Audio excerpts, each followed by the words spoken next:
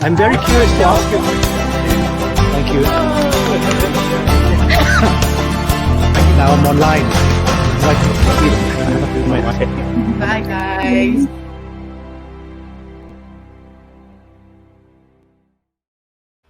A very good evening and welcome to the Berani Bersama Facebook page right here with myself, Rashid, Salleh. Now, for those of you who are wondering what Berani Bersama is all about, well, it's a campaign where we work hand in hand with celebrities and experts who have volunteered to share their knowledge, skills, and performances via social media to raise funds for MERCY Malaysia. Now, how can you, Berani Bersama? Well, do like our page when we go live, choose from a variety of streams and videos of your interest and go to our Launch Good page, which is www.launchgood.com/Berani Bersama MY. Pledge and make a donation towards the MERCY Malaysia's COVID-19 Pandemic Fund. Now, all funds are directed directly into MERCY Malaysia via Launch Good's platform. We do not authorize any individuals to collect donations on our or MERCY Malaysia's behalf. Now, this is going to be a really bizarrely interesting interview because there are two people that I know quite well, and yeah, we'll explain it when that happens. Hello, YK, how are you? This is really bizarre because YK does MMA photography, so this interview is going to be very much MMA based. Now, firstly, I'd like to introduce our first guest. She is the 2019 Asian gold medalist in the International Mixed Martial Arts Federation Asian Open, and she is also the current bronze world medalist at the strawweight division at the IMAF World Championships. Please welcome our very own Malaysian athlete, Colleen Augustin. Hi, Colleen. How are you? Hi, Rashid. Hi, everyone. Thank you for joining us. Thank you very much. Now, obviously, you know, this MCO has been wreaking havoc on your training. We'll talk a bit more about, you know, what you were supposed to be doing this year, and it's been quite a roller coaster ride that you've had so far since the 18th of March. Now, the next person I know, unfortunately, know very well as well, and we've known each other for the last 6-7 years. Actually, we met each other in the same magazine back in 2009 when I was on the cover and he was inside the cover of this magazine. But we'll talk about that as well. And he is a one championship fighter and a model, celebrity, actor, God knows everything. He's now like digital content creator as well. So let's welcome to our conversations, Peter Davis. Hey, Pete, how are you? Hey, how you doing? Yeah, I'm very good. Thanks. Yourself? I'm all right. I see you're checking your hair again. That's right, of course, all the time. You know me. All right, guys. Thanks very much for joining us. As you know, this Berani Bersama conversation is part of the campaign to raise awareness and also get funds for the MERCY Malaysia's COVID-19 Pandemic Fund. Now, Pete, I know that you started off on the 1st of May, didn't you? 1st of May or the 4th of May, I can't remember when. And you started the ball rolling with your exercise thing. Can you tell us a bit about that?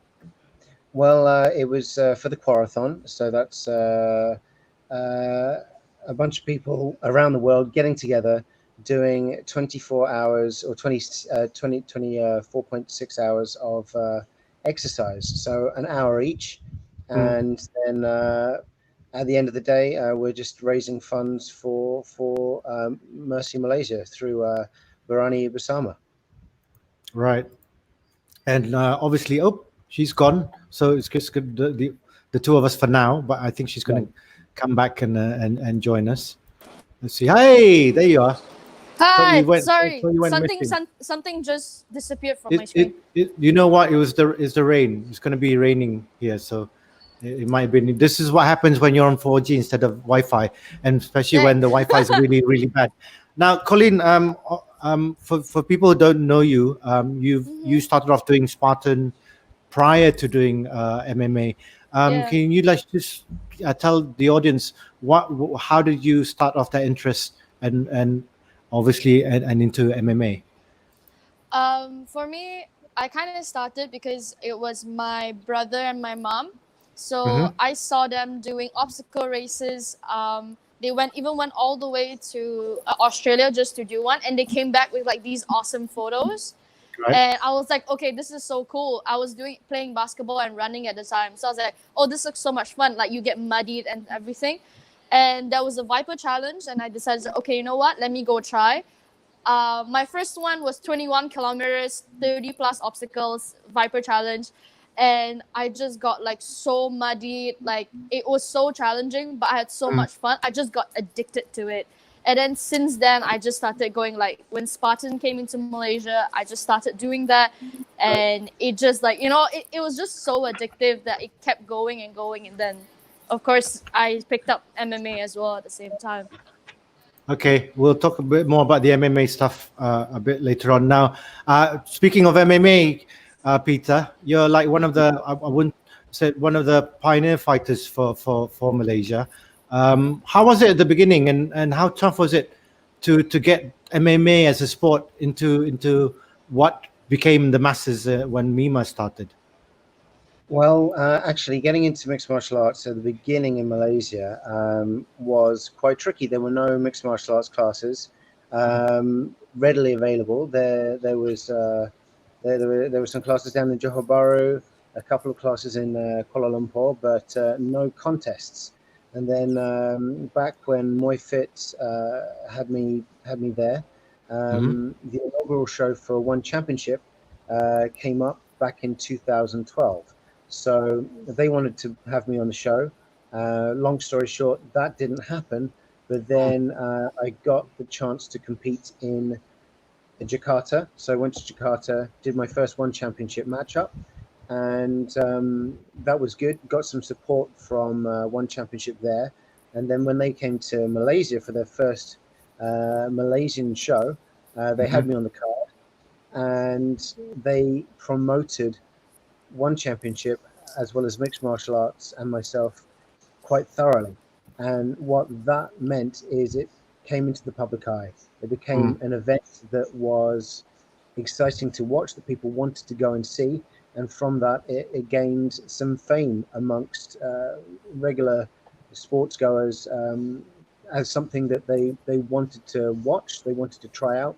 And then in turn, mixed martial arts gyms, through the competition that was going on with One Championship, started to spring up left, right, and centre, and that was right at the beginning, and it became popular enough that there were so many people wanting an outlet, wanting to try mixed martial arts, that Malaysian Invasion, MEMA, it had a perfect platform to start amateur mixed martial arts in Malaysia. Yeah, that's right. I mean, the history of MEMA is very much documented in videos and all that. Colleen, when MEMA first came out, you were still doing your Spartan stuff. How did the interest jump? When MEMA came out, it was very big. A lot of people in the martial arts industry knew a lot about it. Did that pique your interest? Because you never did MEMA, did you? No, I actually never really got a chance to actually join MEMA. When I joined I was already training at the time when my teammate Brandon actually joined MEMA. That season, some of my teammates actually like asked me like if I wanted to join, like Keanu, Brandon as well, Agi as well. Something, and my coaches, they actually asked, like they didn't push me, but they just like, why aren't you going to try out? And I wasn't confident then because I was only doing MMA for about 6 months at the time, and I felt like I wanted to be way better before I went in there. I think since then, since my Spartan days, I've always been the kind, like, I want to be a champion, I want to be the best. So I went in there, I was like, if I'm going in there, I'm bringing the belt home. Like, I'm not going there in half-assed. Like, I'm going there, I'm taking the belt home with me. And at that time, I wasn't fully confident. So I was just like, okay, you know what? I'm going to take my time. I built my strengths first and everything. And then afterwards, I will find my first fight. And I figured, okay, I'll go for next season in MEMA. And then kind of next season kind of didn't happen. So I was like, oh, well.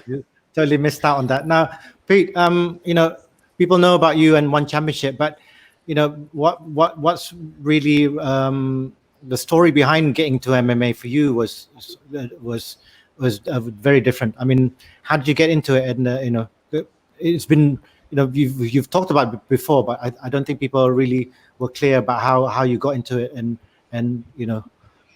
Okay. I've started martial arts now around 18 years ago. Wow. And that was so I've been doing it for about 18 years. I've been doing a kung fu style called Wuji Chuan. So my Sifu is actually a Chinese Malaysian guy, and he was in England. So I used to learn from him, and we used to do all sorts of cool, crazy training. I remember we just went to see what it would be like to do a class, and I was hooked. I used to train everywhere. So I'd be at work, I'd be training, I'd be like punching this, punching that, and I used to get told off all the time. And then, after a while, after a couple of years, our Sifu left, and because he left, basically what happened is he went back to Malaysia, and I was still in England. We continued to teach the class, some of the senior students and I, until eventually they had to move on, do other things to do with work, and right. I was left to teach the class. And then there were a couple of us teaching the class together, and we thought, right, okay, we're doing this. We've got a lot of different students here. How are we going to make sure that what we're learning actually works? And of course, that's through competition. So we used to work, well, I used to work in finance at that time.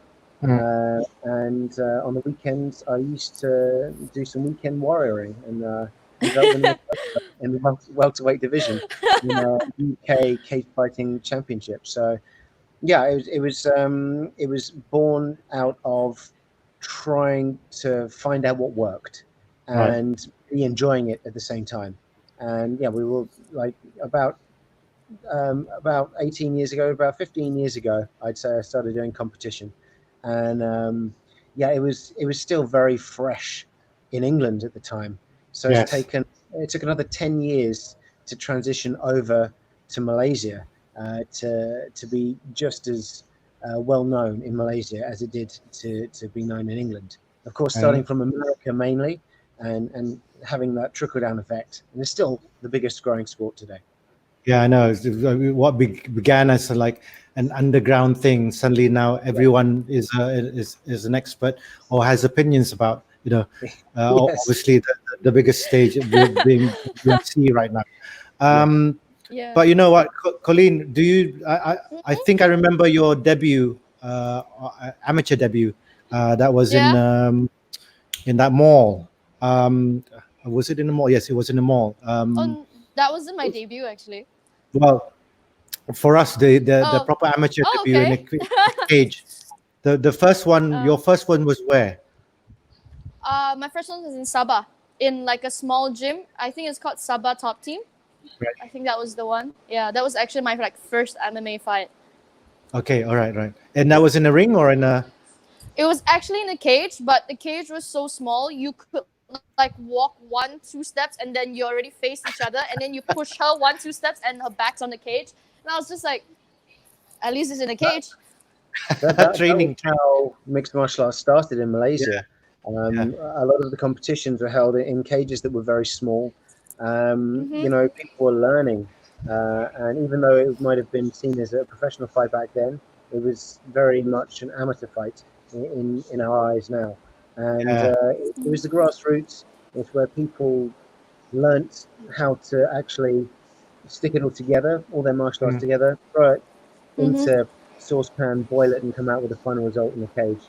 That was Malaysia. That's how it started here. Yeah. So how was your debut then in Sabah, and then the other one? The debut in Sabah was actually quite like interesting because it was my first fight. It took me so long to get fights because I kept getting rejected constantly. It was like such a common phenomenon. I was getting rejected, and when I got this fight, I was like, you know what? I have so many from my pro days as a Spartan. I was like, I'm gonna just buy my flight ticket. I'm gonna pay for a place to stay, and I was just gonna go. And I just wanted to make a debut in the cage. And honestly, it was like I had my brother with me. I had Nick with me. And then I had my boyfriend with me as in my corner. And I was like, okay, you know what? I can't bring my coaches. It's okay. They are the two people that know me the best.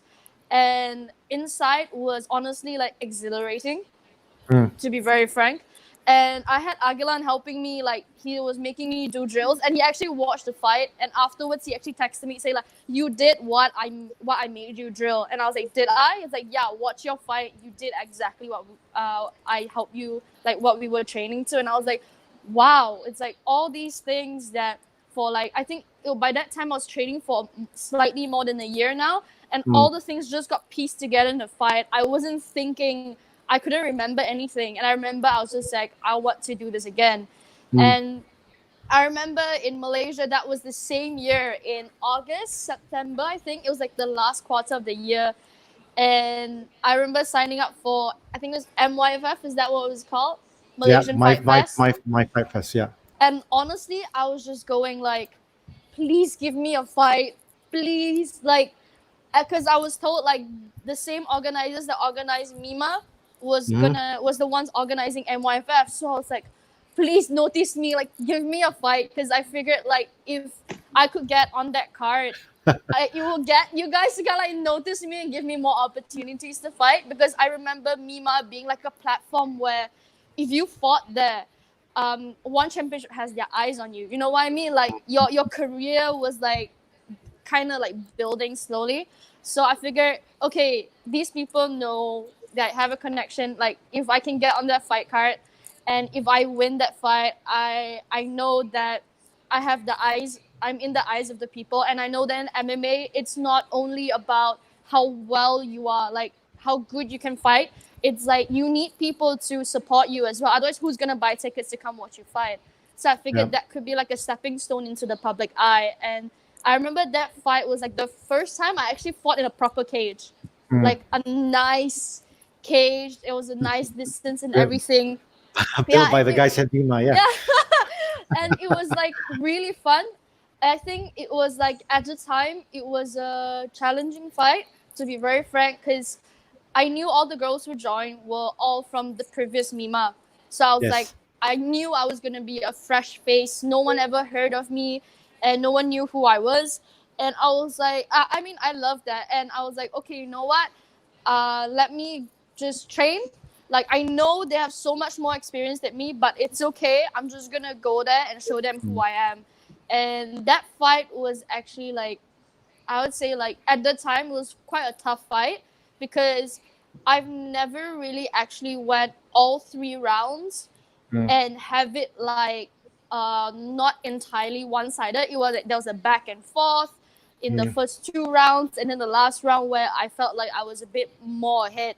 So it was nice. It was like a good challenge, and I realized like, okay, what I needed to work on and everything like that. But I think after that, it really gave my confidence, because I was like, I know all these girls, and I beat the girl that literally was like climbing the ranks in MIMA. So I was like, next year MIMA, I'm gonna join. And then I thought like, I was hoping like, oh, maybe there's gonna be a MIMA. They're just taking a gap year, because that's what my friend told me. And I was like, okay, maybe this time, like the next one I would join. But after that, it really did give me the confidence as well. It's like, if you know what, if I can beat her, I can win the belt. That sort of thing. Right. You know what, Preet, listening to that, her talking about her fights and stuff, obviously you would remember your first fight, but moving along, going into one championship and being having other roles in your, how hard was it in terms of having to juggle being, so celebrity of doing your work and taking care of your face, because at the end of the day your face is also your product. Everywhere. Yeah. Well, yeah, it used to be everywhere, more or less. But yeah, no, it was part and parcel. I was doing modeling at the time, and I thought, okay, what can I do to further my career? What's going to happen now? And I was also approaching like 30 years old, so I thought, okay, right, it might be my last chance at. Oh, it's just started to rain a lot. Might be my last chance to, take it to the cage, and in my prime, see what I can do. and yeah, I weighed up the pros and the cons, Right. and it seemed like, okay, let's go for it.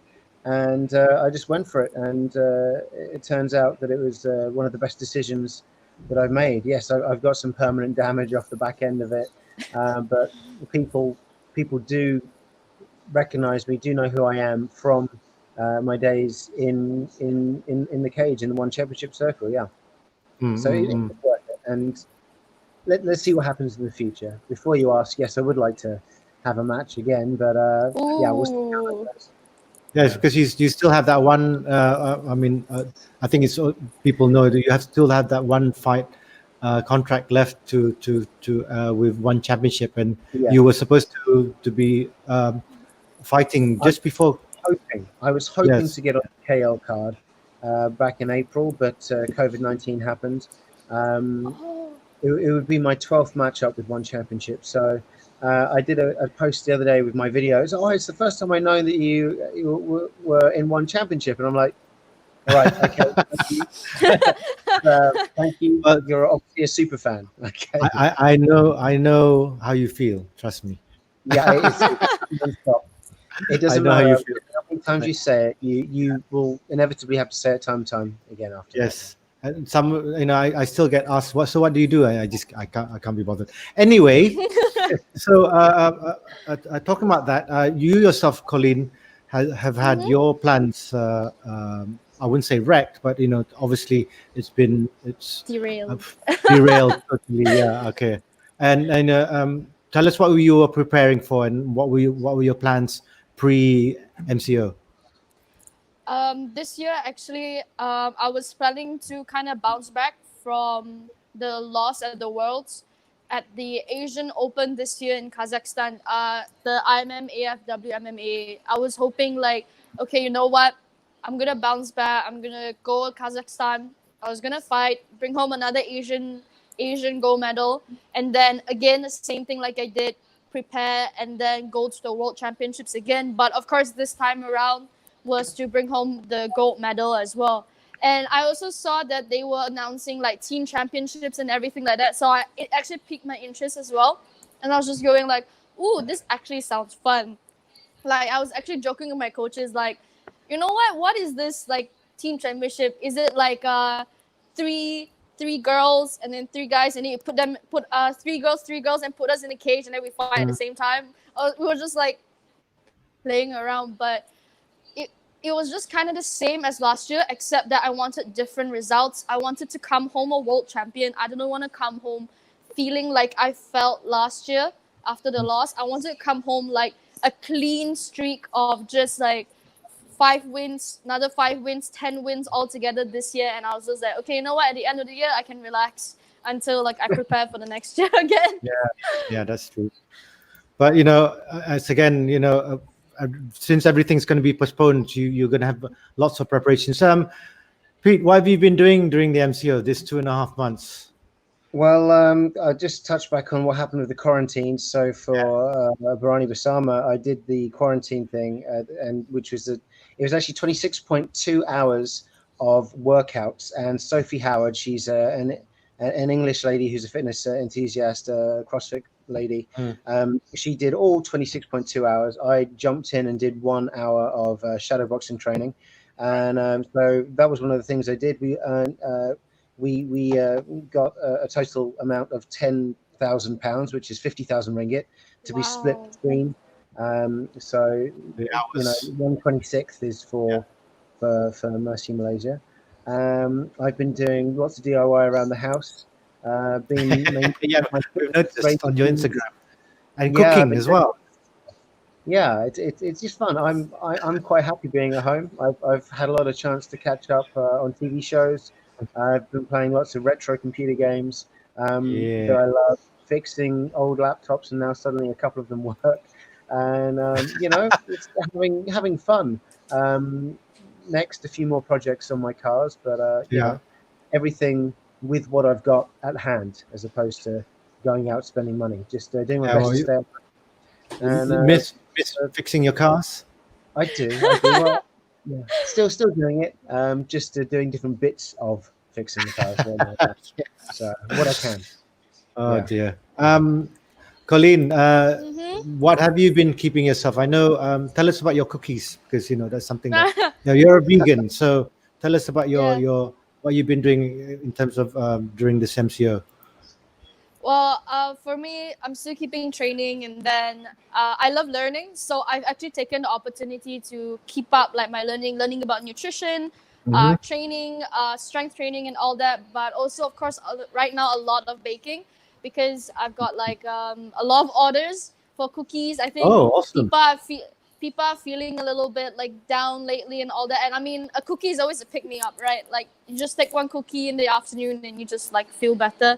So I've had like orders. So I've been baking a lot to the point that I remember the recipe by like this. Like if you ask me a recipe, I can list you everything right now in the correct proportions. Like that's how much Whoa. I've been baking. And I think like of course like spending a lot of time with my dog and actually training my mom. My mom was like, okay, you know what? I have time now. I'm working from home. Teach me Muay Thai. So every morning at 7:30 a.m. I would teach her Muay Thai like for an hour, and that's like the personal training I do with her. So she's like picking up Muay Thai again and working on her coordination, all that. And after 1 hour, she'll just go and do her work and everything like that. So I'm it's a surprised your nice. father. I'm surprised your father hasn't restarted his boxing or anything. I think he has. The punching Ah, bag is just there. okay. Just waiting for him to come back and get some frustrations out. He's the one that set it up. Oh, there we go. Right, Pete. What other Yeah, plans? God knows I use that too. Yeah. What? Yeah, I think you should. Because you need to train. Says the president of MASMA. Anyway, Pete, what are the plans post MCO? Post MCO, I'm with the gym Wuji, so we're going to get that back on track, get things up and running again. With Monarchy MMA as well, also going to be doing more jiu-jitsu with them, Professor Barino, etc.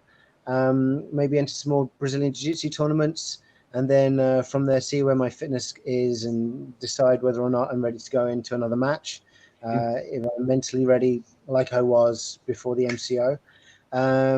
There are a couple of movies dropping this year, so a major one will be Deleted, coming out of Singapore from the production house Act 2. Lots of guns, lots of gangstery stuff. That'll be coming out in Fun. cinemas. That's pretty awesome. So I can't wait for that. And I was supposed to be shooting about 2 or 3 other projects. Some of those are on hold. Let's see how that goes. And I was hoping to start up a bit of a business with water. Let's see how that goes. Out of the back end of the MCO, that is probably on hold until 2021. To be honest with you, putting money down on the table right now doesn't seem like the best idea, but some people still have it, and some investors will be ready to take a big step, go forward, and earn some money eventually. All right. Okay. Wow. So if there is no competition this year, Colleen, obviously you Mm-hmm. probably try and keep fit. But what are your alternatives in terms of you can't be cooking baking. Did I just say cooking baking cookies? Baking cookies. What options are in your head that you'd like to pursue? You mean like after the quarantine and everything? Yeah, Like after the after quarantine. COVID? Yeah. Like for me, definitely like get back into training again. Because right now, all I've been doing is kind of like laying the foundation, focusing on rehabilitating my body from years of injury. So now it's like laying the foundation, making everything perfect. That when I get back into the gym, I pick up and learn faster without like having the pain that I used to have that would stop me from training, and the possibility of like finding a new home gym as well. So there's that as well. And of course, like my brain right now is just to get back into the gym, train, be better, and hopefully when the next fight comes an offer or next IMAF again, I get to be more than ready and I won't be like backing down, like, oh, I'm not ready yet. I'll be like, okay, you know what? Okay, maybe not Asian Open. Maybe I may even go for Oceania just to, start up my year.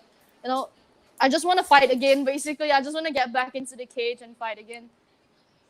You know what? I got a question for you, Pete, and it relates very much to like amateurs and people like Colleen. Now, in hindsight, if you were given a chance to stay as an amateur before you got into pro, would you have done that? Would you have done that? Would you have gone and gotten more fights under your belt instead of going pro at a younger age? What are your thoughts on that, especially with the atmosphere nowadays? I mean, take away the COVID-19 pandemic, if things were as is, if it was in 2020. If you've got a good team behind you, if you've got an academy that's willing to support you, then I would have definitely have stayed as an amateur for longer. Back in the day when I started, we didn't have anything such as amateur. We had, okay, this guy's got a fight record of 1 win, 1 loss. Okay, he's kind of an amateur. Okay, let's go for it. Let's go for a matchup over there. I did have a couple of amateur fights in the UK, but we didn't have the mindset that we have now over here. We now are more advanced with mixed martial arts. We have IMAF now, which MASMA is linked with, and I think nowadays, because you can do it, you should do it, because it's for your safety. It'll actually give you some growth. And why do you want to go pro anyway? So fast. I mean, you want to get famous, yes. But if you go pro and you continuously lose, then you're not going to get famous apart from for losing. So it is better to go to work after having studied. It's like going to a top finance job without having gone to university. It's going to be very difficult for you to do it if you don't understand the basics. And in your gap here, do some of your amateur matchups, go do a work placement, and that would be the amateur fights that you do before going full pro, and picking and choosing with knowledge who you should be matched up against, and realizing that this guy I shouldn't be matched up against. I'd like to pick that guy to have a competition with. I mean, even for me, even now, I need that support from a gym to help me with the knowledge between several different people, several different bodies, to look from their angle and say, okay, that guy is not a good competitor for you. And I mean, if I'd listened to more advice, or if I'd had more advice from people that I trusted, then I would probably have changed some of the opponents that I've had in the past. And if you learn more, and if you do the amateur matches, which are incredibly safe in comparison to professional matches, which are also safe depending on who's reffing you or what the rule sets are. If you have the amateur matches, you're much safer. You're going to gain a lot more knowledge from having those matchups, and that's going to help you with your career if you want to make it a long and illustrious one. There we go. There, I didn't have to say it, Colleen. Just straight from the horse's mouth. I have 12 fights under my belt. I didn't say you were wrong. It's only 12. You know, some of these amateurs have like 30, 40, 50 fights before they even thought about going into and then at your weight category. Oh my God, I sound like this is supposed to be an interview, but your weight category, that you still have a lot more to experience before going into. You should ask. I mean, the world champions, the strawweight world champions, they've had more than 12 fights before they even got into as a pro. I mean, the current one, what's her name? Wei Li, is it? The current UFC one, she's had plenty of fights prior to that. But I digress. But you know what, guys? Thank you very much for joining us on Berani Bersama Conversations. It's been really great talking to MMA guys and girls. But we've got another guest coming on right now. But on behalf of Berani Bersama, thank you very much, guys. Stay strong, stay safe. Pete, your cards, and Colleen, your cookies. All right. Thank you very Okay. much, guys. We will see you again. Zhang Weili. Yeah, Zhang Weili. There Zhang we go. Weili. She was thinking about that thing all the whole time. All right. Okay. Thanks, guys. Zhang And we'll see Weili. you. Zhang Weili. I think that's. Yes. Yeah. Okay. We'll see you soon. Thanks. Bye. Thanks a lot, guys. Cheers. Bye. Bye.